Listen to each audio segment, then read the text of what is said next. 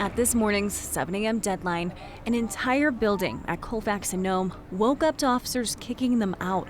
Nonprofits want them to know they don't have to be out on the streets. Per some counts of people in our community, there were up to like 66 kids that were going to be on the street in Aurora. The city of Aurora is putting up families in a hotel through the end of the month. The nonprofit Hope Has No Borders is also helping.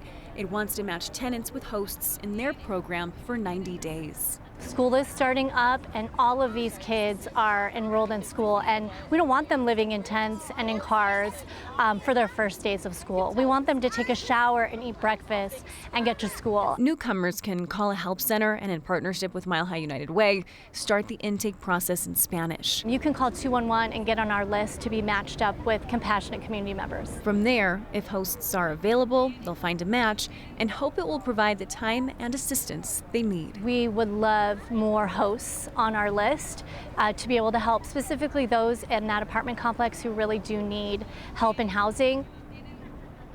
Hope Has No Borders is really putting out the call to Aurora families and potential hosts in that area. It would be ideal, they say, if they could keep them in that area for school and work purposes, but ultimately hosts are needed all over the metro area. If you're interested, all you have to do is call 211 and you can start the process. This is just such a setback because, as you've been covering for more than a year, Angeline, all these folks come into the metro area, and then there's this great effort to get people stable housing, and now the search begins for families that might have thought they had a bit of stability.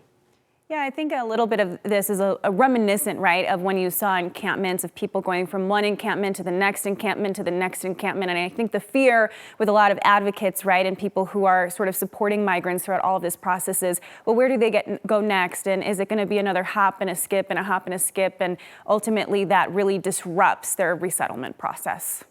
Angeline McCall, thank you very much.